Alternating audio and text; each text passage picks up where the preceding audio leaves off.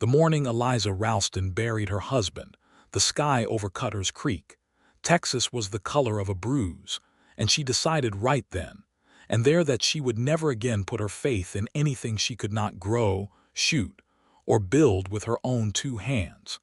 That was the spring of 1878, and Frank Ralston had been dead 3 days before anyone thought to ride out to the homestead and tell her. 3 days of her wondering why he had not come home from the cattle drive.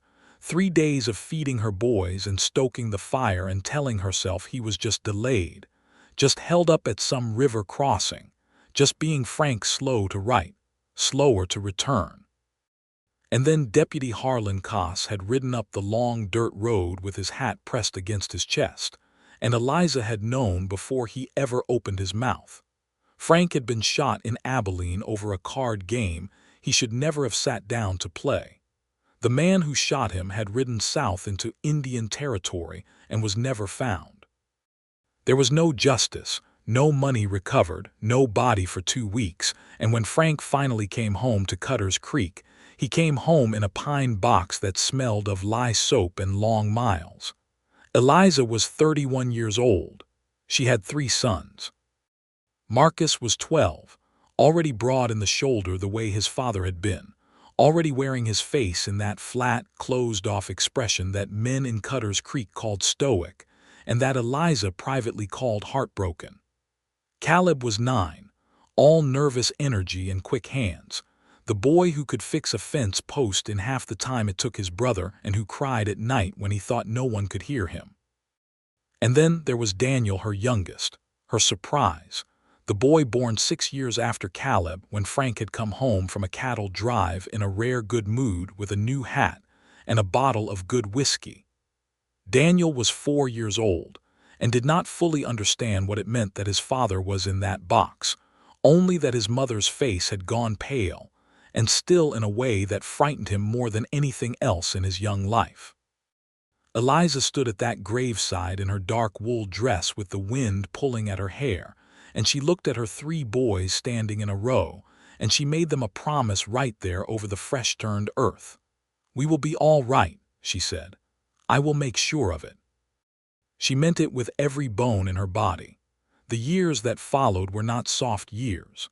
Cutter's Creek was a small cattle town sitting at the edge of the Texas Hill Country, the kind of place where the general store doubled as the post office, and the only doctor was 3 hours' ride north. The land around the Ralston homestead was good land, 42 acres of pasture and creek bottom that Frank had bought cheap and worked hard. But good land meant nothing without the hands to work it, and Eliza quickly learned that the world of 1878 Texas had very limited patience for a woman trying to run a cattle operation on her own. The men at the feed store gave her short measures. The buyers in town offered her half what her cattle were worth. The neighboring rancher, a thick-necked man named Clyde Garrett, twice approached her about buying her land at prices so insulting she had to fold her hands in her apron pockets to keep from throwing things at him. She refused both times, and both times Clyde Garrett left with a smile on his face that made her stomach cold, as if he believed the third offer was only a matter of time. Eliza did not let herself be frightened. She did not have the luxury. She learned to read the sky for coming rain. She learned to read the cattle for disease. She learned to negotiate at market with the same flat, unbending courtesy that she had seen successful men use, and if some of those men laughed behind her back, they stopped laughing when her numbers came in better than theirs at the end of the season. She kept the homestead. She kept the cattle. She built a second barn the summer Marcus turned 16, the 2 of them side by side in the July heat, and when it was done, she stood with her eldest son and looked at it in the long evening light and felt something that was not quite pride, but was close enough to last her through the winter. But she was also teaching her sons something else, something she had not entirely meant to teach, but that came out of her like blood from a wound she could not close. She was teaching them not to trust. It was not cruelty. She would have argued fiercely and with good reason that it was survival. Every time a neighbor had promised help and then failed to deliver, she noted it quietly. Every time a deal had gone wrong because she had taken a man's word without a contract, she made sure the boys were there to see the lesson.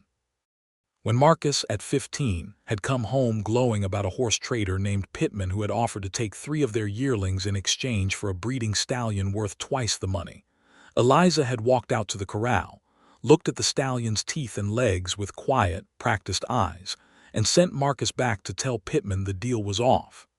"How did you know?"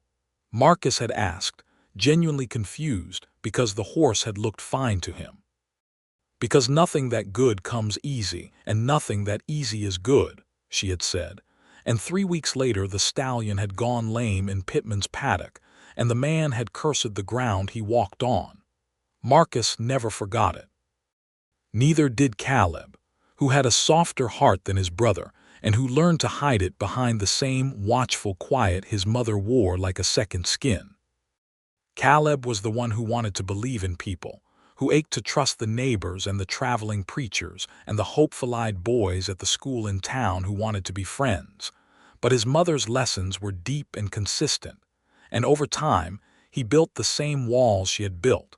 Only his were made of politeness instead of granite, and they fooled people more completely. Daniel was too young to have learned any of it deliberately. He simply absorbed it the way a child absorbs everything, through the air he breathed, through the way his mother's spine straightened whenever a stranger came to the door, through the way his brothers went quiet and watchful at the sound of an unfamiliar horse on the road. By the time Daniel was 8 and 10 and 12, he was the most naturally cautious of the 3 of them, which was saying a great deal, and Eliza sometimes watched him watching the world and felt a complicated ache she could not entirely name. She told herself she had no regrets about what she had taught them. She told herself this regularly, which perhaps should have told her something. The spring of 1888 arrived dry and tense. Daniel was 14 now, no, 15. She corrected herself, because his birthday had come and gone in March with little fanfare, a cake she baked by firelight, and a new pair of leather gloves that he had needed all winter.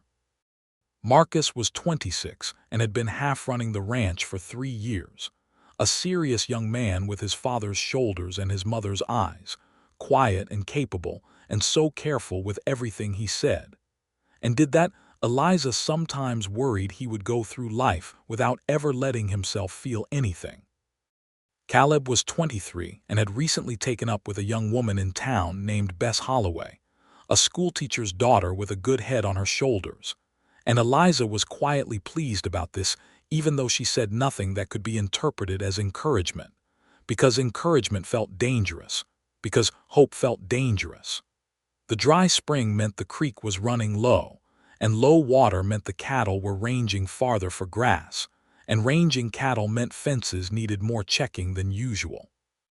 Eliza was out along the north pasture fence line on a Tuesday morning in late April, wearing her divided riding skirt and her old brown hat, the one Frank had given her before Marcus was born, when she heard the horse coming up the road from the south. She did not look up from what she was doing, which was assessing a section of wire that had come loose from its post. She heard the horse slow. She heard it stop. "Morning, ma'am," a voice said. She looked up then. The man on the horse was perhaps 35, maybe a year or 2 older, with sun-darkened skin and light brown hair that wanted to be blonde, and had given up sometime around the edges of his hat.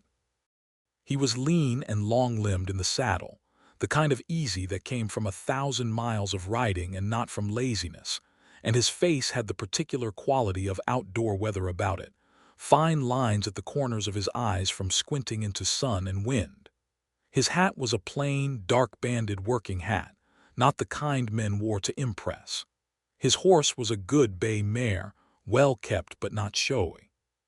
He had a rifle in his saddle scabbard and a Colt revolver at his hip, and he wore them the way working men wore such things in 1888 Texas. Not for show, not with aggression, simply as tools of a dangerous country.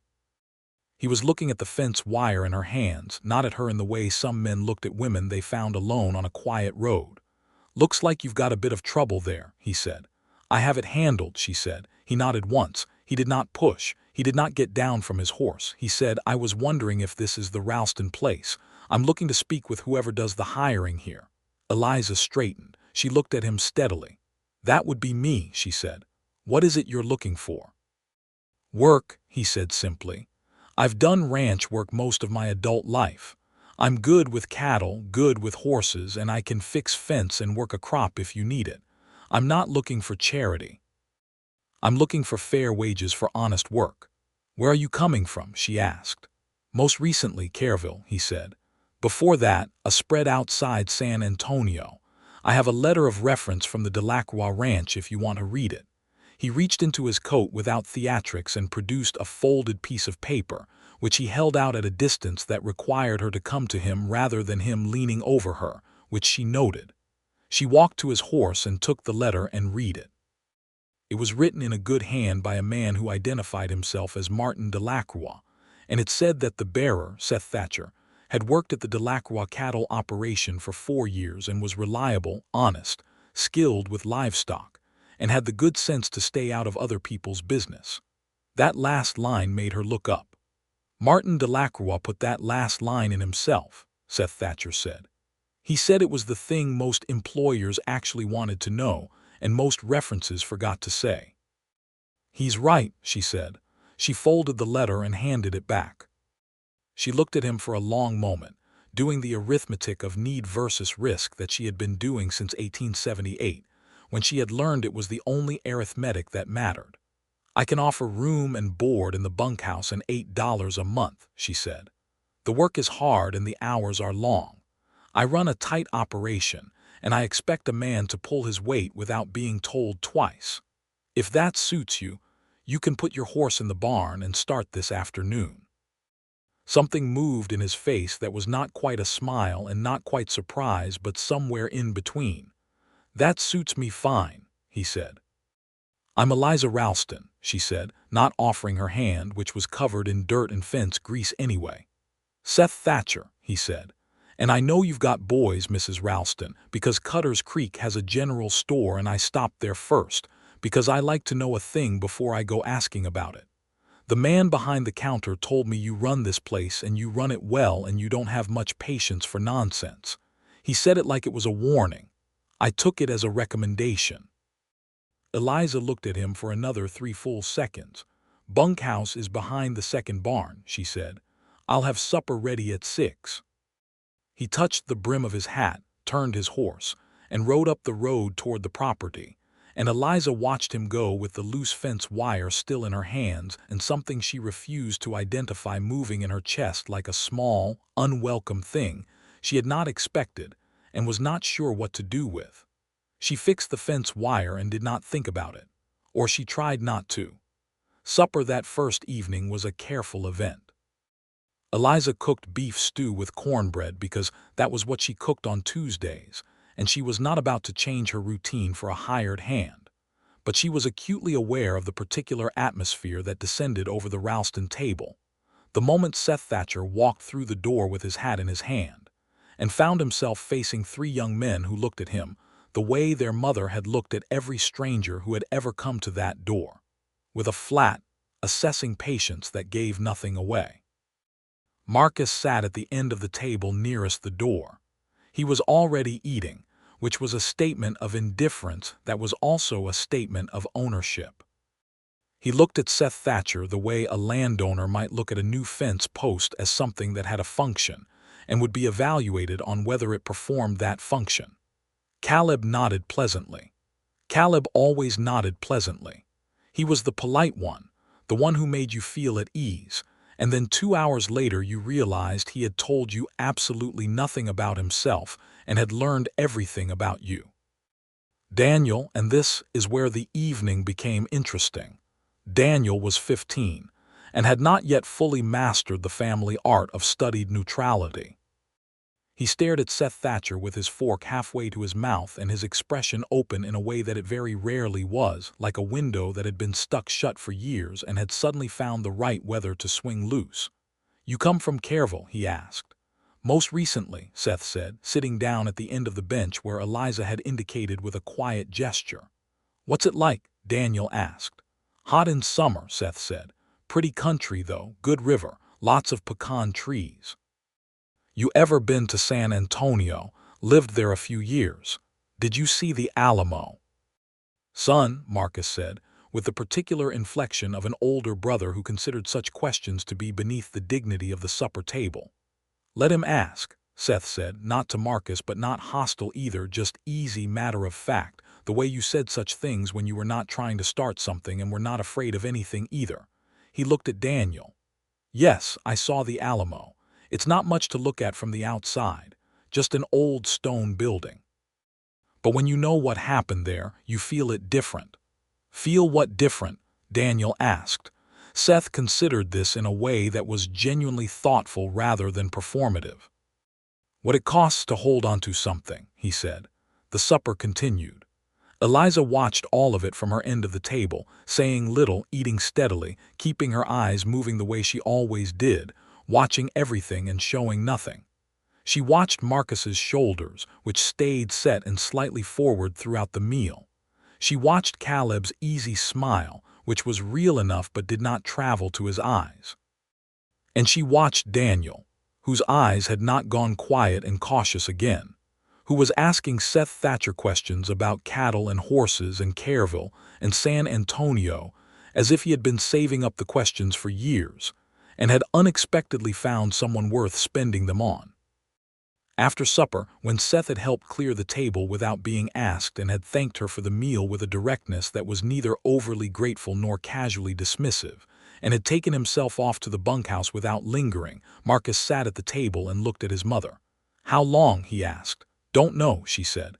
Long as he works well. He looks like a drifter. He comes with a good reference. I want to write to that Delacroix ranch and check. You do that, she said. That's exactly what you should do.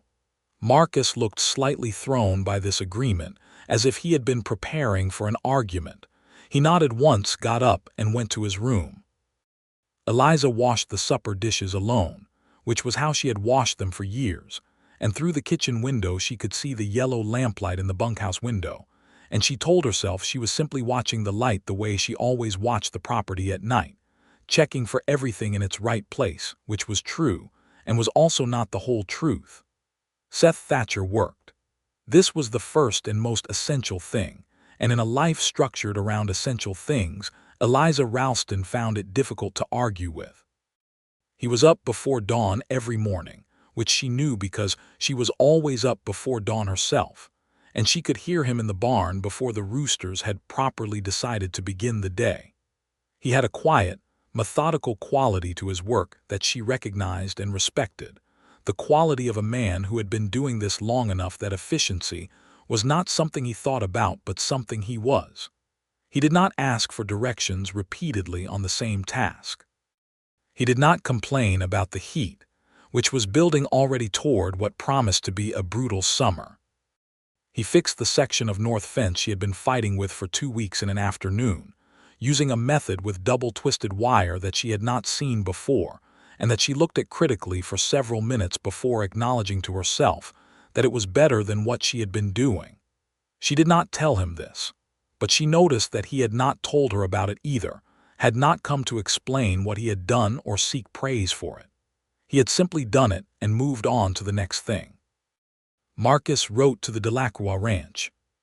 The reply came back in 2 weeks from Martin Delacroix himself, who had taken the trouble to write a longer letter than the reference, saying that Seth Thatcher was one of the best hands he had ever employed, that he had let him go only because the ranch was reducing its operation due to drought, and that any employer who gave the man fair treatment would not regret the decision. Martin Delacroix added a postscript. Seth Thatcher was a man who had lived a hard life with some losses in it, and had not let those losses make him mean, which in Delacroix's estimation was the truest measure of a man's character. Marcus read this letter twice, and then handed it to Eliza without comment. Eliza read it twice and folded it and put it in the desk drawer where she kept important papers. The weeks settled into a rhythm.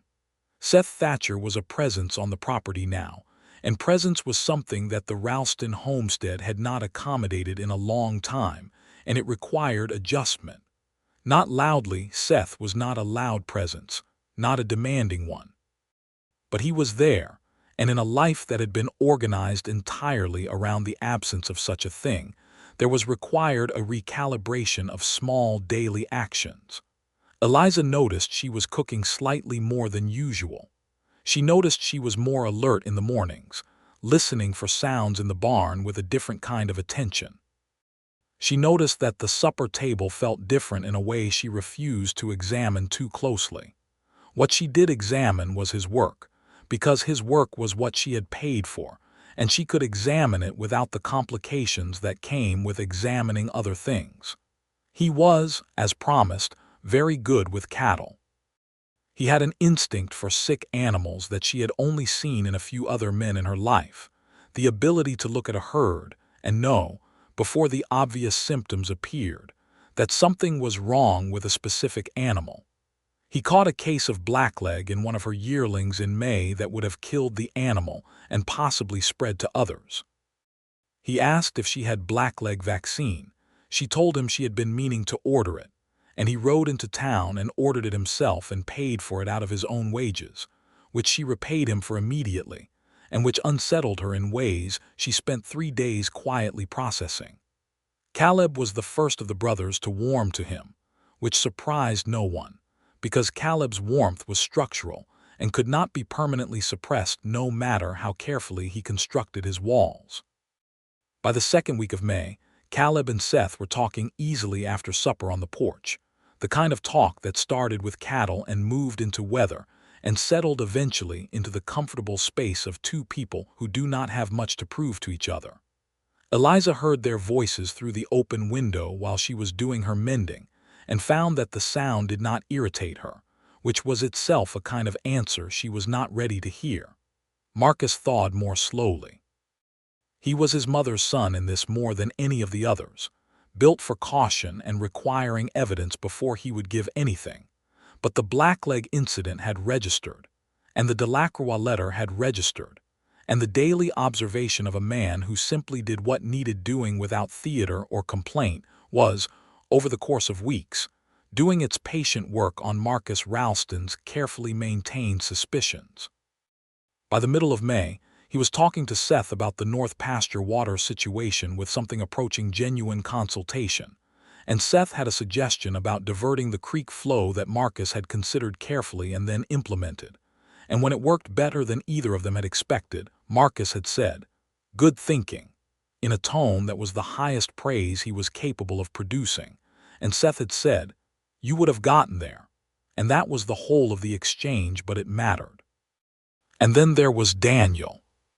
Daniel, at 15, had bypassed caution entirely when it came to Seth Thatcher, and had planted himself in the man's orbit with an openness that alternately charmed and alarmed his mother. He was not a foolish boy. The Ralston household did not produce foolish boys, but he had decided, with the complete certainty of a 15-year-old who knows when he has decided something, that Seth Thatcher was worth knowing, and he pursued this knowing with the focused determination his mother had taught him to apply to everything important. He followed Seth through the morning chores, asking questions about cattle ranching, about the Texas landscape, about horses and leatherwork and weather prediction.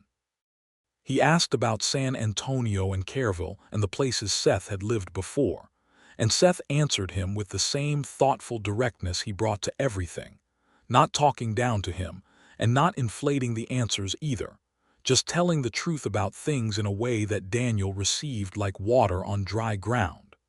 Eliza watched this happen and felt the complicated ache again, the one she could not name. It looked, when she pressed herself to look at it honestly in the privacy of her own mind, like something a fatherless boy was doing, and she did not want to think about that too carefully, because it led her toward thoughts she had been successfully avoiding for 10 years. The evening in late May that changed the temperature of everything began with a thunderstorm. It came up from the southwest with the particular speed and violence of Texas spring storms, the sky going from high white clouds to black-green in the time it took to drive a wagon from the barn to the house.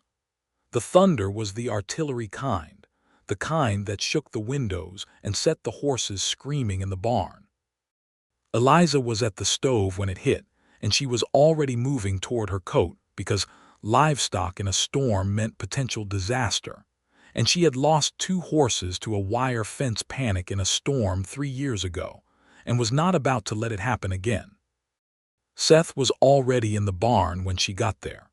He had lanterns up and was moving through the stalls with the calm, efficient authority of a man who had been in exactly this kind of situation before and had learned exactly the right way to handle it. The horses were wild-eyed and skittering, and he was talking to each one in a low, even voice, not the baby talk some men used with horses, but something more like a conversation, quiet and matter-of-fact, as if the thunder were simply a rude neighbor and there was no reason to take it personally. Eliza took the stall at the far end, her big roan gelding that had the worst storm nerves of all of them, and she worked the same way she always worked, steady, no wasted motion, speaking low. For 20 minutes they worked in parallel without exchanging a word, and the barn gradually quieted, and the storm raged outside, and the rain came down on the roof in the great pounding sheets that made all other sound impossible anyway. When it had quieted enough to hear a voice, Seth said from 4 stalls down, "Your roan all right?" "He'll do," she said. A minute passed. "Good horse," Seth said. "Terrible horse in a storm," she said. "Good for everything else." She heard him laugh. It was a real laugh, not performed, not calculated to charm. The kind that simply happens when something genuinely strikes a person as funny, and it was a good sound, low and straightforward, and it did something to the air in the barn that Eliza was not prepared for and had no defense against. She stayed with her roan a few minutes longer than necessary. June arrived with a heat that was serious and meant business, the Texas summer heat that sat on the land like a physical weight and required a kind of patient endurance that either built character or broke it. The Ralston family had been building this particular character for years. Seth Thatcher, it turned out, had also been building it, and he worked through the June heat with the same even-tempered consistency he brought to everything. And Eliza found herself, in moments she caught and put away quickly, watching him work with something in her chest that was inconvenient and persistent. She was 41 years old. She had been a widow for 10 years. She had not permitted herself to think about such things, had not allowed herself the luxury of wanting them, because wanting things that might not come led to a softness she could not afford. She had built her whole life around the principle that the only solid things were the ones you controlled, the ones you could put your hands on, the land and the cattle and the barns and her boys, and feelings were by definition not solid things, and so feelings were by definition things she did not encourage. She was extremely good at this. She had been extremely good at this for 10 years. Seth Thatcher was making her less good at it, and she found this both irritating and, underneath the irritation, something she was even less willing to look at directly. The conversation that broke the surface happened on a Sunday evening in late June, when the heat had let up enough to sit on the porch, and the boys were all inside or about their own business, and Eliza was in the porch chair with her mending, because she was always either working or pretending to work. And Seth came around the side of the house from the bunkhouse direction, and stopped at the porch steps with his hat in his hands in the same posture he had used that first night at supper, which she had noticed then and was noticing again now. "May I sit?" he asked. She gestured to the other chair without looking up from her mending. He sat. For a while there was just the evening settling down around them, the crickets starting up, the last light going orange and long across the pasture. "Mrs. Ralston," he said eventually. "You've been here 2 months," she said. "You can use my first name if you want to." A pause. "Eliza," he said. She looked up. It was the first time he had said her name, and it sat in the air between them with more weight than it had any reasonable right to carry. "I want to be honest with you," he said. "I'd rather you were honest than not," she said carefully. "I didn't come to Cutter's Creek entirely by accident," he said. "I heard about this place, about you, before I rode up that road."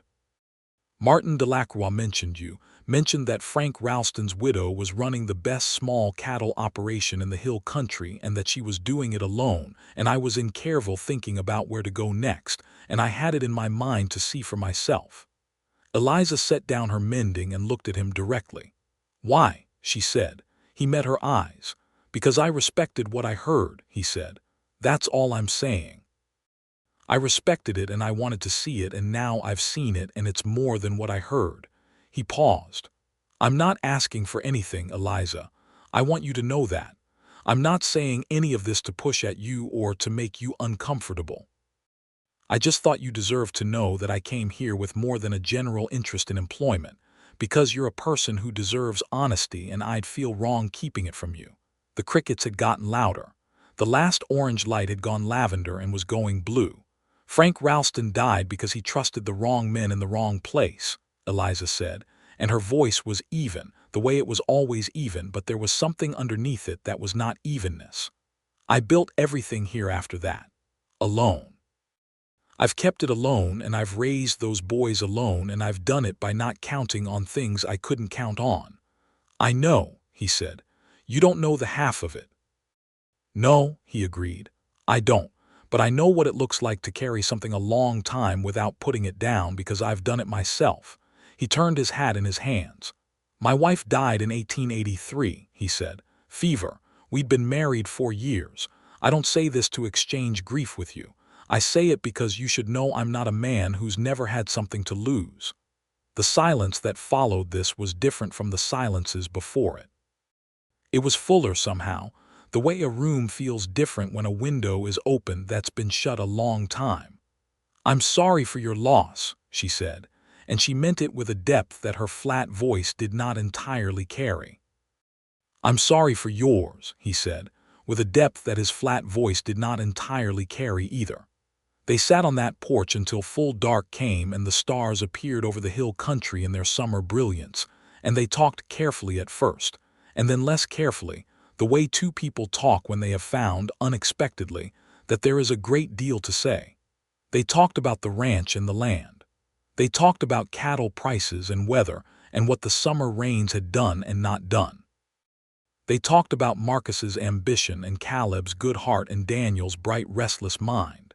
And Seth said things about all 3 of her sons that were exactly right, that showed he had been watching and thinking and understanding. And this was perhaps the most dangerous thing of all, because the way to Eliza Ralston's heart, if there was a way, ran directly through her children. She did not say this. She went inside at 9 o'clock and said good night with the same crisp courtesy she used for everything, and she lay in her bed for an hour looking at the dark ceiling before she finally slept. In the morning she was exactly herself again. She did not show him anything had changed. Nothing had changed. She told herself this firmly and then went and made breakfast and was already outside before the sun was fully up. July was a hard month on the ranch. The creek was lower than it had been in years, and the water situation in the north pasture was now genuinely critical, not just concerning. 2 of the young steers that Marcus had been counting on for the fall sale took ill, and while Seth's careful management of the herd brought both through, there were 3 nights in a row where Eliza and Seth and Marcus were up past midnight watching over sick animals in the barn. And by the end of the 3rd night, all 3 of them were running on strong coffee and determination, and a kind of shared exhaustion that stripped away the formal edges of things. It was during those nights that Marcus finally let Seth Thatcher into the particular guarded space he reserved for people he actually trusted. It happened over a sick steer on a Tuesday night. Both of them bent over the animal in the lamplight, Seth administering the water and salt solution that was helping and Marcus holding the animal still with hands that were shaking from 3 nights of interrupted sleep. And Marcus said, out of nowhere and out of everything, "My father used to say that the land doesn't care if you're scared of it. It just keeps going and you either go with it or you don't."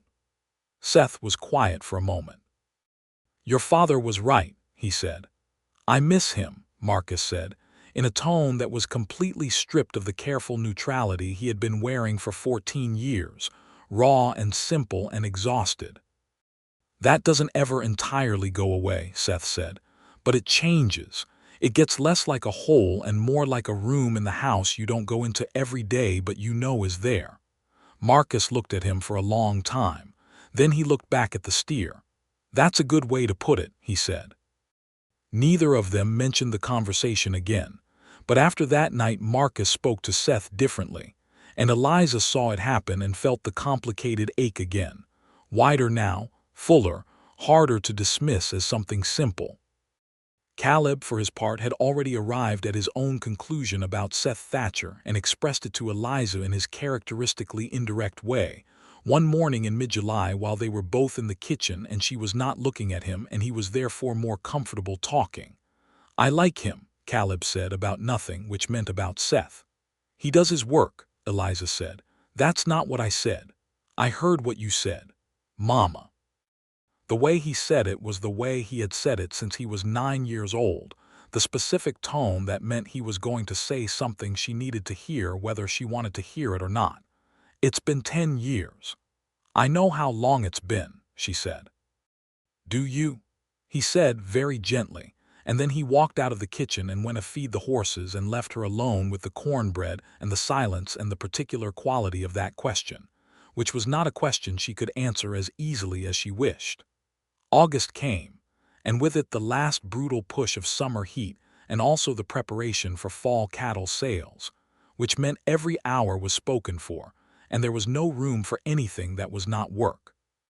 This was a relief to Eliza, who threw herself into the autumn preparation with a focus that was genuine in its commercial necessity, and also, she was aware, useful as a way of not thinking about other things. Seth worked beside her through all of it. He was at the sorting pens at dawn and at the accounting books at night, and in between he was everywhere the ranch needed him to be, and the ease with which he had integrated himself into the operation, not leading it, not undermining her authority over it, but fitting into the spaces where he was needed with such clean precision that the whole thing ran better than it had in years. This was the thing that Eliza found she could not find an argument against, no matter how carefully she looked for one. She had been looking for arguments since June. She was a thorough woman, and she had conducted this search with the same methodical care she brought to everything. She had assessed Seth Thatcher for unreliability and found no evidence of it. She had looked for dishonesty and found instead a man who said what he meant, and meant what he said to such a consistent degree that it had become the single most reliable constant on her property. She had looked for the angle, the thing he was after, the way Frank's card-playing companions had been after Frank's money, and the way Clyde Garrett was after her land. And she had found nothing. No angle, no evidence of hidden motive, just a man who showed up and worked and occasionally sat on her porch in the evening, and talked to her like she was a person worth talking to. She ran out of arguments in the first week of August and spent the second week acknowledging this with great reluctance. The evening of August 14th was the evening Daniel came back from the creek with mud on his boots and a cottonmouth bite on his left forearm that made Eliza's heart stop entirely for approximately 4 seconds before she got her feet moving. It had not been a full strike. The snake had gotten him glancingly as he reached into the creek grass without looking, the kind of foolish thing a 15-year-old does when he is thinking about something else. And Daniel himself came running back to the house white-faced and holding his arm up and saying it was fine. It barely got him. It was barely anything, in the tone of a boy who was genuinely frightened and trying very hard not to show it. Seth was in the barn and he came at Eliza's call and was at Daniel's side in 30 seconds, looking at the wound with eyes that were sharp and calm at once. "It got him, but it was not a full bite," Seth said to Eliza, not the boy, because he could see she needed the information directly and immediately. "See how the marks are spaced one fang more than the other. He got lucky. It's still serious, but it's not the worst case. What do we do?" Eliza said, and her voice was absolutely steady because making her voice steady in a crisis was something she had been doing for 10 years and she could do it in her sleep. But her hands were shaking slightly and Seth saw this. "I've dealt with this before," he said. "Keep him still, Keep the arm below his heart. Get the knife and clean the area, not cut it open. That's not how you treat it. Just clean it and wrap it firmly and get him lying down. We watch him through the night, and if he starts to go badly, we ride for the doctor in Fredericksburg." He said this to Eliza, but he was already doing it, his hands moving with the same methodical calm he brought to sick cattle, and Daniel was very still under his hands with the look of a boy who was scared enough to be still.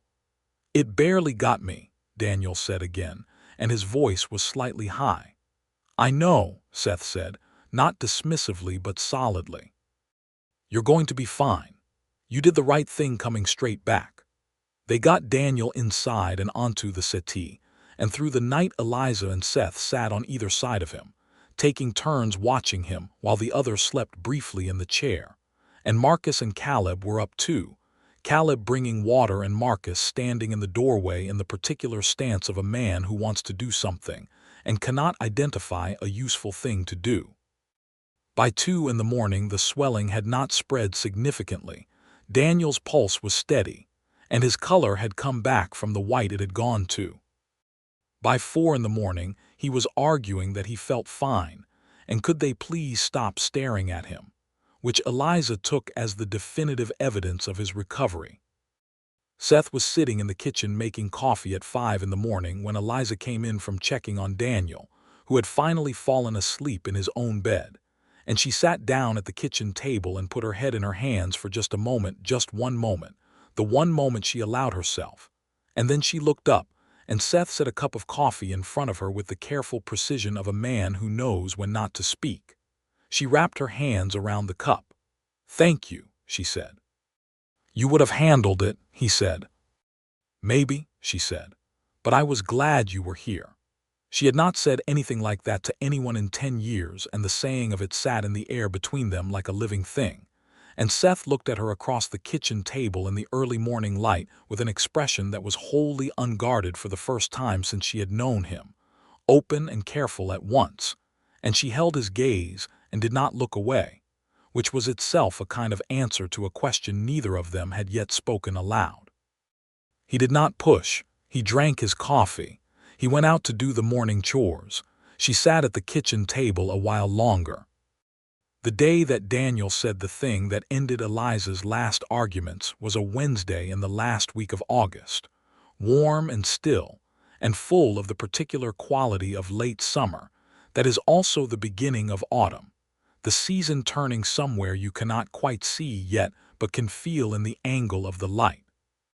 Eliza was hanging washing on the line behind the house, and Seth was coming up from the barn with a coil of rope over his shoulder, and Daniel, who had been sitting on the fence watching Seth work in the way he had been doing all summer, slid down from the fence post and walked to where his mother was hanging sheets. He stood beside her for a moment. He was 15 and tall for it, already close to her shoulder, and he had the same watchful brown eyes she had always seen in the mirror. "Mama," he said. She said, shaking out a sheet. "That one," he said. She stopped. She looked at him. He was looking at Seth, who had his back to them both and was walking back toward the barn. "Daniel," she said. "I'm just saying," he said. "You're 15 years old," she said. "You don't know what you're saying." "I know what I see," he said, with the terrible, clear-eyed simplicity of a boy who has been watching carefully for 15 years and has reached a conclusion he is absolutely certain of. "He's good, Mama. He's just good. And you know it." She looked at him for a long moment. "He fixed the fence before you asked him to," Daniel said. "He sat up all night when I got bit. He talks to Marcus like Marcus is worth talking to, and Marcus never lets anyone do that. He makes you laugh. I've heard you laugh out there on the porch, and I haven't heard you laugh like that in—" He stopped. He swallowed. "In a long time," he said very quietly. Eliza stood very still with the sheet in her hands. "He's just good," Daniel said again. "That's all that one." She looked at her youngest son, and she felt the 10 years of everything she had built, and everything she had avoided, and everything she had told herself about trusting and not trusting and counting only on the things you could put your hands on. She felt all of it shift and settle in a new configuration, like furniture rearranged in a room. And the room was the same, but the space was different. And the space was, she recognized with a clear and steady certainty, better. She finished hanging the sheet. "Go help your brother with the water trough," she said, which was not agreement and was also not argument, and Daniel recognized the difference and went, and there was something in the set of his young shoulders as he walked away that was satisfied. Eliza went into the house and stood in the kitchen for a few minutes doing nothing, which was something she almost never did. Then she went to the porch and looked down toward the barn where Seth was working, and she watched him for a moment, and she thought about Martin Delacroix's letter and the blackleg vaccine, and the storm in the barn, and the 3 nights over sick cattle and Daniel's snakebite, and all the evenings on the porch and what Caleb had said about 10 years. And she thought about Frank, which she still did. She still always did. And Frank felt like what he was, the past, her past. A part of her that would always be part of her, and also the past. And then she went down to the barn. Seth was repairing a broken saddle tree, sitting on the workbench with his knife and the tools of the work, and he looked up when she came in, the same direct, unperformative look he always gave her. "I need to tell you something," she said. He set the saddle tree down. "I am not easy," she said. "I think you probably already know that, but I want to say it plainly. I have built this place and these boys on the principle that the only thing you can count on is what you build yourself, and that principle has kept us alive and whole for 10 years, and I am not about to abandon it because someone rides up the road with a good reference letter." He waited. "But I have been watching you," she said, "and what I see is a man who does what he says he will do, who does not take what is not his to take, who is kind to my children without being false about it, and who has not once in 4 months given me a single solid reason to distrust him." "That's a high bar," he said. "It's my bar," she said, "and you've cleared it." Seth Thatcher looked at her for a moment, and then something in his face did what it had not done in their entire acquaintance. It opened fully, without reservation, and what was in it was not triumph or satisfaction but something quieter and more fundamental, a kind of relief that a person shows when they have been hoping for something for a long time without being certain of it. "I have been trying to," he said. "I know," she said. "That's the point." He got down from the workbench. He stood in front of her in the barn light, and she was looking up at him, which she was not used to doing, being a woman of good height who had spent a decade making herself feel taller than she was, and the looking up was not unpleasant. "I'd like to court you," he said, "properly if you'll allow it, in full view of your sons, with your full knowledge of my intentions, which are long-term." "Long-term," she said. "Very long-term," he said. "I'm not looking for a season, Eliza. I'm looking for the whole of a thing." She was quiet for a moment. Outside, she could hear Daniel laughing at something Caleb had said, and the sound of it moved through her like light. "All right," she said. "All right," he said. "That's what I said." He smiled then, the real smile, not the almost smile she had catalogued over the past months, but the full version, and it was a good smile, the kind that changed the whole face and made you see the younger man inside the older one, and she found herself smiling back before she had quite decided to, which was unusual for her and also was fine. "I'll speak to Marcus," he said. "He's not my keeper," she said. "No," Seth agreed. "But he's your son, and that means speaking to him is the right thing to do, and we both know it." She considered this and found it unarguable. "Yes," she said, "we both know it." He spoke to Marcus that evening, man to man, out by the north pasture fence in the long August light. Eliza did not watch from the window, which required effort. She made supper. She listened to the sounds of the kitchen, the creak and tick of the house, and waited. Marcus came in to supper with an expression that was thoughtful rather than closed, which she read carefully and said nothing about. Seth came in a few minutes behind him, hat in hand, face neutral. They sat down to supper, all 5 of them, which was how she thought of it now, 5 people at this table, and Marcus said grace, which he always did, and then they ate. Halfway through the meal, Marcus looked up and looked at Seth and said, "I wrote back to Martin Delacroix 2 weeks ago. I asked him if he thought you were a permanent kind of man." Seth looked at him. "What did he say?" "Letter came yesterday," Marcus said. He reached into his shirt pocket and put a folded piece of paper on the table. "I was going to give it to you, but you can read it." Seth unfolded the letter. He read it. He refolded it and looked at Marcus. What did it say? Daniel demanded, because 15-year-olds cannot tolerate incomplete information. It said I was the most permanent man Delacroix ever employed, Seth said, and that if I had found a good reason to stay somewhere, whoever was asking should let me stay. Well then, Daniel said, as if the matter were entirely settled, and went back to his supper, and the table was quiet in the specific way of people who have all just arrived at the same understanding from different directions. Caleb caught Eliza's eye across the table and smiled his easy smile, and this time it traveled all the way up to his eyes. The autumn of 1888 was the best cattle season the Ralston ranch had seen since before Frank died. The summer's careful work had paid out in the animals, the fall rains came when they were needed, and at the Fredericksburg cattle market in October, Eliza got prices that made Clyde Garrett, who was selling at the same market, go narrow-eyed in a way that she noticed and did not trouble herself about. She had outperformed him at market 3 years running, and she expected to continue outperforming him. Seth was beside her at the market, which was practical. She needed a second person to manage the animals through the sale, and which was also now publicly acknowledged as more than purely practical, because Cutter's Creek was a small town, and small towns had long memories, and someone at the general store had mentioned to someone else that the widow Ralston's hired man had been seen on her porch on a Sunday evening looking like something other than an employee. And by the time the story had traveled the 6 miles to Fredericksburg, it had become considerably more elaborate than the truth, as stories in small towns always do. Eliza dealt with the looks at the cattle market with her usual flat-eyed patience and said nothing, because she had never required the approval of others for her decisions and was not about to start. Seth dealt with it by appearing not to notice, which she suspected was more deliberate than it looked.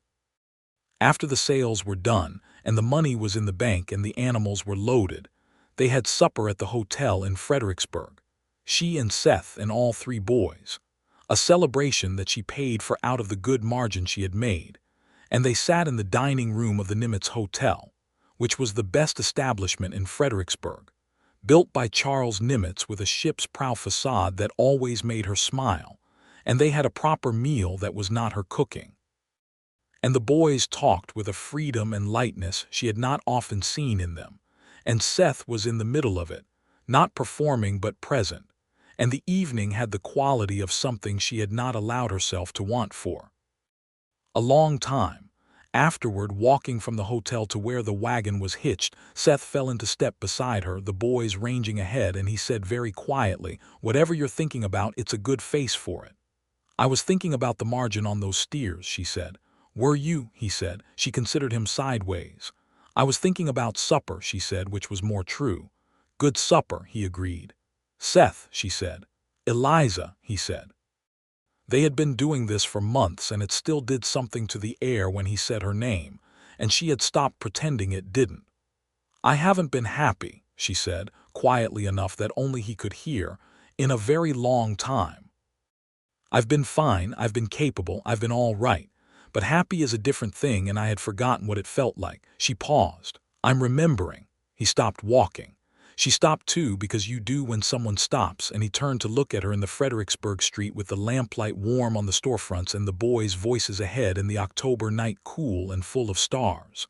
"I'm glad," he said. "I want that for you. Whatever it costs me, I want that for you." "It doesn't have to cost you anything," she said. "That's the thing I'm working out. I built everything on the idea that good things always cost you, always come around and take back what they gave you. And maybe some things do, but I don't think all things do. I think some things just are and stay." "Yes," he said, "that's exactly right." She looked at him. "Are you going to kiss me?" she said, "or are we going to stand in this street all night?" He kissed her. It was not a showy kiss. It was quiet and certain and entirely sincere, the way everything about him was, and she put her hand against his chest and felt his heartbeat and felt her own, and the Texas stars continued going about their business overhead indifferent to the specific occasion but splendid nonetheless. "Mama."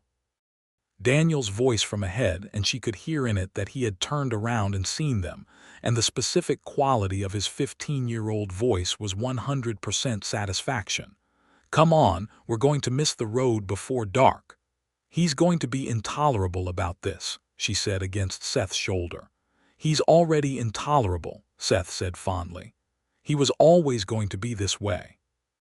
She laughed, and they walked to the wagon where her 3 sons were waiting, and Daniel was grinning like he had solved the most important problem in the world, which in his estimation he probably had, and Marcus's expression was the quieter version of the same thing, and Caleb was looking at her with so much happiness in his open face that she had to look away because it was almost too much to bear, all of this goodness after all those years of lean living.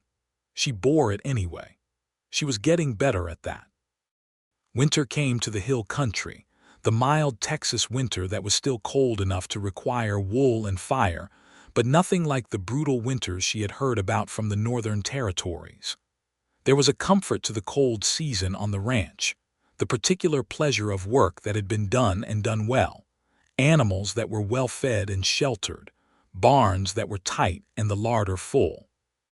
Eliza had always found winter more manageable than summer, perhaps because the urgency of summer required a constant spending of herself that left her, by October, fundamentally tired in a way she could not entirely remedy until the first frost.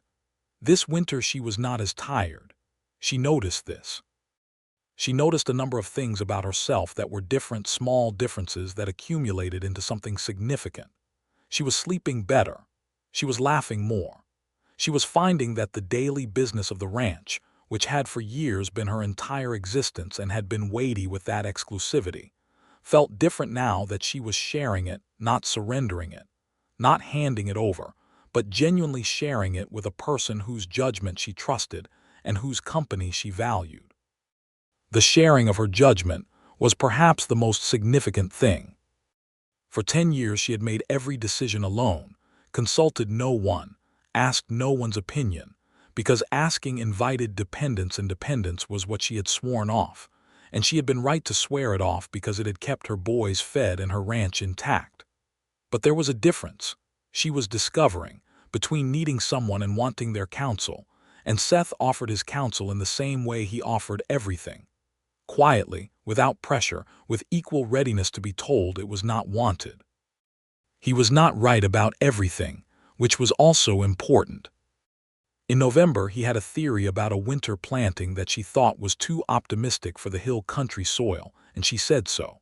And they had a genuine argument about it over the supper table, with Marcus weighing in cautiously on her side, and Daniel on Seth's, because Daniel considered it a point of personal loyalty to be on Seth's side in disagreements, which Eliza found amusing and was careful not to say so. She was right about the planting. She did not say "I told you so" because she was not that kind of person, but she allowed herself the private satisfaction, and Seth acknowledged her correctness with a directness she appreciated. "You were right. I'll remember that about this soil." "Everyone underestimates this soil," she said. "Including you sometimes," he said mildly. She opened her mouth and closed it and then laughed, which was the right response, and which she gave him because it was warranted. December arrived, and with it the question of Christmas, which had been a practical affair at the Ralston homestead for years. A good meal, perhaps a small gift, a recognition of the occasion without excessive sentiment, because sentiment in excess was a form of softness that Eliza had not been able to afford. This year was different, and she was not entirely sure how to handle the difference. Seth handled it by asking what Christmas looked like in this house, and then doing exactly what was asked of him, and also a few things that were not asked of him, including finding a small spruce tree in the creek bottom, and cutting it, and setting it in the corner of the main room and saying nothing about it, just setting it there and going back out to the barn. And Daniel had found it and come hollering into the kitchen with a joy that was entirely disproportionate to the size of the tree, and entirely proportionate to what the tree represented. Eliza stood in the kitchen door and looked at the small tree and let herself feel the fullness of the moment, without immediately pushing it down to manageable size. On Christmas Eve they all sat around the fire, she and Seth and the boys, and they talked and told stories. And Seth told the story of a Christmas he had spent on a cattle drive in 1881, when a blizzard had trapped 12 cowboys in a canyon with 3,000 cattle for 5 days, and they had eaten Christmas dinner on a bedroll watching steam rise off the cattle's backs in the snow. And Daniel listened with his knees pulled to his chest, and his eyes wide and his whole self utterly absorbed. And Eliza looked at the firelight on her youngest son's face and felt a peace so complete and steady that it took her by surprise. She had not planned to love Seth Thatcher. She had not been looking for it and had actively defended against it for months, and had ultimately found that certain things are simply stronger than defense, stronger than caution, stronger even than 10 years of reasonable and well-founded wariness. They had been coming toward each other slowly and honestly, without pretense, without theater, and what had been built between them over those 8 months was solid in the way she valued most, the kind of solid that comes not from sudden passion or desperate need, but from consistent truth-telling and shared work and the daily choice to show up as yourself. She chose it. She had chosen it, she realized, sometime around August in a barn, and all the words since then had just been the catching up.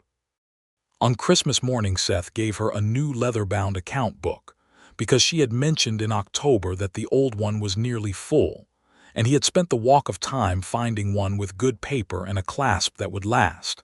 And inside the front cover, he had written her name, Eliza Ralston, in his careful hand, and underneath it a date, and underneath the date nothing, just the space of blank pages that were all the future waiting to be written. She held it in both hands and looked at her name on that clean first page, and was quiet for a long moment. "Thank you," she said. "The old one's full of what you've built," he said. "The new one is for what comes next." What came next was a proposal, though not in December. Seth was too deliberate a man to propose in the romantic momentum of Christmas, which she might have found easier to resist or second-guess afterward. He proposed in January, in the kitchen, on a Tuesday morning after breakfast when the boys had gone out to their work, and the two of them were at the table with their second cups of coffee, and the morning light was coming in through the east window in its pale winter way.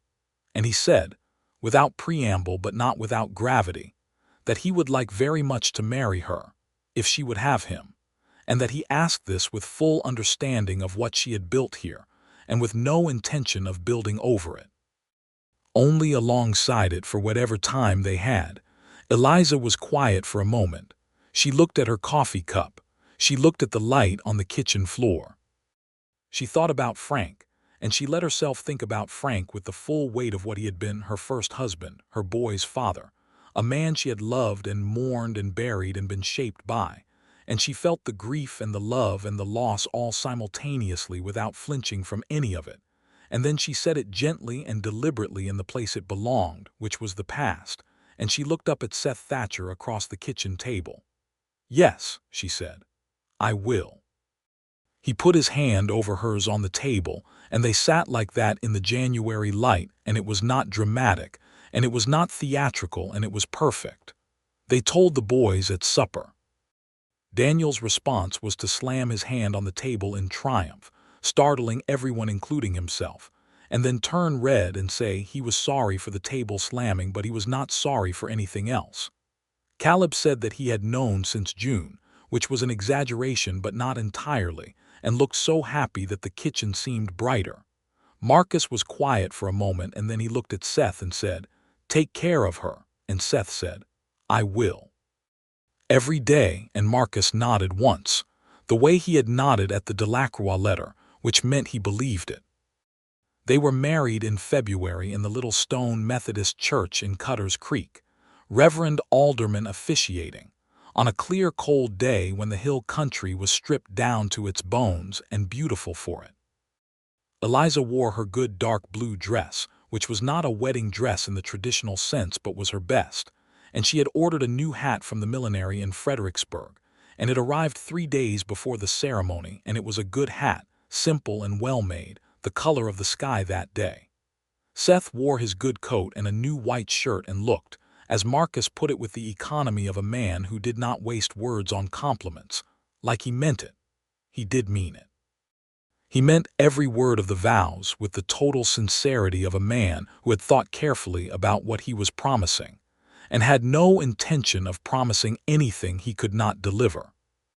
And Eliza, standing beside him in that small stone church with her 3 sons in the front row, Marcus straight and careful, Caleb beaming, Daniel trying very hard not to bounce in his seat, said her own vows with the same quiet absoluteness, the same refusal to perform what she was fully experiencing. And when the Reverend declared them married and Seth kissed her, she put her hand on his cheek and held it there for a moment, which was not something she had planned to do and was exactly right. Afterward there was a supper at the house that Caleb and Bess Holloway, who had become, by this time, Caleb's serious sweetheart and a frequent presence at the Ralston table, had prepared together, and there were several neighbors present whom Eliza had invited with the selectivity of a woman who had learned exactly which people were worth trusting, and the evening was warm and real, and full of the particular joy that comes from a happiness that has been earned through difficulty and arrived at honestly. Clyde Garrett heard about the wedding and did not come to congratulate her, which was precisely what she had expected, and did not trouble her even slightly. She had not bought her happiness by selling anything to Clyde Garrett, and she would not be doing so now. The spring of 1889 arrived with the particular generosity of a good year, the rains coming at the right intervals, the grass coming up green and thick in the pastures, the cattle in excellent condition from the winter. Eliza and Seth worked the ranch together in the full sense of together now, and the operation was stronger for it, not because Seth had taken anything over, but because 2 capable people working as genuine partners could see twice as much and do twice as much, and the ranch reflected this with numbers that pleased her deeply. Marcus was fully in his element now, 27 years old, and taking on more of the daily management with a confidence that had been building for years, and was blooming into something she was proud of. He had started talking about expanding the herd, buying the adjacent pasture if it came available, ambitious practical talk that showed he was planning for the long term, and she and Seth listened to these plans and contributed to them, and she felt, watching her eldest son plan his future at the same table where she had planned hers, a lineage of quiet determination that moved through her in waves. Caleb and Bess were married in June, which Eliza attended with great happiness and a particular feeling of rightness about the whole business, because Bess Holloway was a good woman, practical and warm and clear-eyed about what she was taking on, and her presence in the family added a new kind of warmth that Eliza had not entirely anticipated and was very glad of. They set up housekeeping in a small house at the edge of Cutter's Creek, and Caleb continued to help at the ranch because this was where his skills were, and the daily comings and goings of the 2 households wove together into an easy fabric. Daniel turned 16 in March and was growing toward himself at the particular rate of a boy becoming a man, the awkward beauty of that process visible in everything he did. He had Seth's respect and something approaching what Seth privately, to Eliza, called admiration, because Daniel's intelligence was of the kind that made a thinking person pay attention, restless and connecting, and always looking for the pattern underneath the surface of things. Seth had begun teaching him a systematic approach to cattle management, breeding decisions, health management, pasture rotation, that went beyond what the daily work taught, and that Daniel absorbed with the focused intensity he brought to everything he cared about. "He's going to be something," Seth said to Eliza one evening. "He already is," she said, which was the truest thing. In late September of 1889, Eliza told Seth she was expecting. She told him in the kitchen, the same kitchen where he had proposed in the morning light, with the same straightforward directness she brought to everything she said, and she watched his face do what it did when things landed at the deepest level, go very still and then open fully without guard. "Are you well?" he asked first, because it was not a simple thing at 42 to be expecting, and he knew it. "I am very well," she said. "I feel fine. I've spoken to no one yet but you." He got up from the table and he held her, not with drama but with the kind of certainty that is its own kind of eloquence, his arms steady around her in the kitchen light, and she let herself be held without pulling away, which was still sometimes an effort and was getting less so.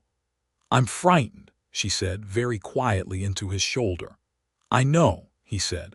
"So am I. That's how you know it matters." She had told her boys they would not be the first to know, because they were adults now and could manage not being first. And so she and Seth sat with this knowledge between them for 3 days before she gathered them at the supper table and told them.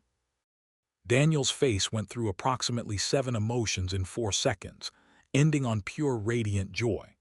Caleb looked at her with soft eyes and said, "Mama," in a voice that held everything, and Marcus, who was his mother's son in all the essential ways, sat very still for a moment, and then looked at Seth and then at her and said, "Good," in a tone that meant everything he never said. The winter was watchful and careful because she was careful about everything, and even more so about this. She did not stop working. She was constitutionally incapable of not working, but she worked within what her body told her, which was sometimes annoying and sometimes actually fine, and Seth was beside her in all of it, watching her with an attention that was not smothering but was constant, the kind of attention that is love in its practical form. She refused to be managed. He knew better than to try to manage her. They had found the exact right balance of his concern and her independence, and they maintained it with the same care they brought to the cattle operation, which is to say extremely well. Their son was born in May of 1890, a Tuesday morning when the hill country was at its most beautiful, everything green and gold, and the air full of the wildflowers that came with the late spring rains. He was a strong baby, substantial and loud, and he arrived into the world with the same opinion about it that both his parents held, which was that it was a place worth being in and worth the work it required. Eliza held him in the bed while the morning light came through the window, and Seth sat beside her with his hand on the baby's head, and she looked at this child, this unexpected, impossible, entirely real child of her 43rd year, and felt the years stretch behind her and the years ahead, and the weight of all of it was not grief but fullness, the specific and irreplaceable fullness of a life that has moved through loss and difficulty and arrived at something true. "What do we call him?" Seth asked. She had thought about this. She had been thinking about it since October, and she had arrived at an answer that she felt with the same certainty she felt the good things. "Henry Frank Thatcher," she said. Seth was quiet for a moment. Henry was his father's name, she knew. Frank was, of course, Frank. The naming was a kind of weaving together of everything that had come before, a recognition that the past was not something to be set aside but something to be carried forward honestly, the way you carried everything that had made you who you were. "Henry Frank Thatcher," Seth said. "If that's all right with you," she said. "It's exactly right," he said. Marcus and Caleb and Daniel came in one at a time in the late morning to meet their half-brother, and Daniel held the baby with the concentrated care of a young man who was absolutely terrified of dropping him and absolutely determined not to show it, and Henry Frank Thatcher regarded him with the unfocused gaze of the very newly born, and Daniel said, with the same total certainty he had said everything in his life, "He knows me already." "He doesn't know anything yet," Marcus said. "He knows," Daniel said. Eliza watched her sons, all 4 of them in that room, and she looked at Seth and he was already looking at her, and the look between them held everything. The spring of 1888 and the fence wire and the supper table and the storm in the barn and the long evenings on the porch and all the mornings and working days and ordinary conversations that had built, one atop another, into this room, this morning, this life. The summer of 1890 was busy in the way of all summers, but busy with the particular texture of a life that was whole. The ranch continued to prosper.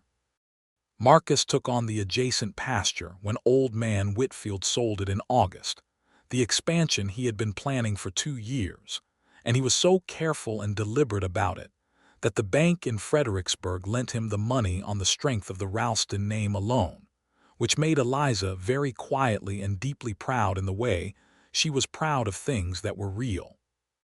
Caleb and Bess were expecting their own child by September, which added another layer to the expanding architecture of the family, and Bess and Eliza had by now developed the particular easy friendship that exists between women who respect each other's competence and do not waste time on performances. Daniel, 17 now, had the look of a man he would become clearly visible in him, calm and watchful and quick, with Seth's even temperament and his mother's refusal to be surprised by anything. He had begun talking about studying, about whether there were schools that taught the science of agriculture and land management, and Seth had helped him write letters to an institution in Austin that was doing exactly that kind of teaching, and the letters were in the mail, and the future was waiting to be written in a new account book, and there were blank pages enough for everything. On an October evening in the last year of that long and eventful decade, Eliza sat on the porch of the ranch house she had kept and built and refused to surrender through 10 years alone, and beside her was Seth Thatcher, who had ridden up her road with a hat and a good reference letter, and had stayed because he had meant what he said about the long term and the whole of a thing.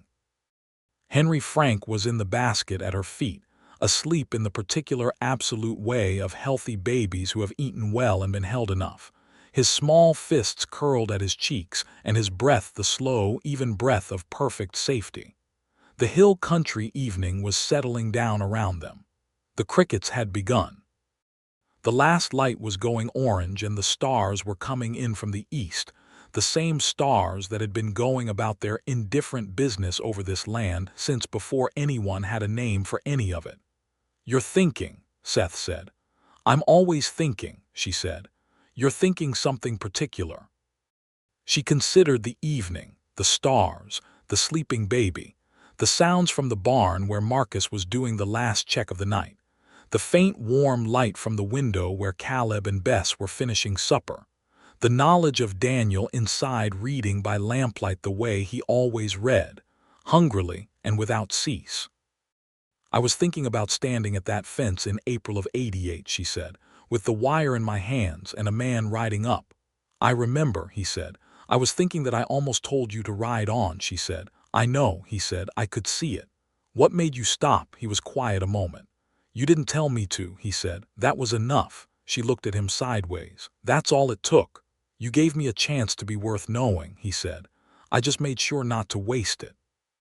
She reached over and put her hand in his, which was something she did now without the effort it had once required, without the old reflexive tightening, just put her hand in his and let it rest there in the evening air.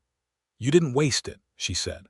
The porch boards creaked slightly under the rocking chair. Somewhere up the road a coyote called and was answered by another. Henry Frank stirred in his basket and subsided. The October stars continued their reliable, indifferent, perfect work. Eliza Ralston Thatcher sat on the porch of everything she had built and everything she had kept and everything she had, against all her careful instructions to herself, allowed herself to want, and she felt the full weight of it without flinching. And the weight was not grief and not loss but simply life. The whole of it, the hard parts and the good parts and the parts she had not planned for woven together into something that held, that was real, that was hers. Daniel came out of the house and sat on the porch steps and looked at the stars with the attentive quiet of a boy who was about to be a man and knew it and was not afraid of it. "Beautiful night," he said. "Yes," she said. He turned to look at her and Seth, at their joined hands and the sleeping baby and the evening and the whole quiet contentment of it, and he had the same expression on his face he had worn that August day by the washing line, the expression of a person who has been proven completely and thoroughly right about something he was already completely and thoroughly certain of. He grinned. "I told you," he said. "You were 15, she said. "I was right," he said. She looked at Seth. Seth was looking at her with the private warmth she had learned to read, the particular language of a face she had been studying for 2 years and would study for the rest of her life, finding new things in it with the pleasure of study that never exhausts its subject. He was right, Seth agreed. I'm aware, she said, and she smiled, and the stars came on over Cutter's Creek in their thousands, and the ranch that Eliza Ralston had built on the principle of needing, no one stood solid and whole and fuller than it had ever been. And the widow who had taught her sons to trust no one had trusted, at last, and had been answered by the kind of keeping that does not fail. And the night was long and good and full of everything that lasts. Daniel stayed on the porch steps until the stars were fully out and the coyotes had quieted, and Henry Frank had woken once and been fed and gone back down, and the whole hill country had settled into the deep October dark. And then he went inside, and Seth banked the fire, and Eliza carried her son to his cradle and stood a moment in the small lamplight looking at his face.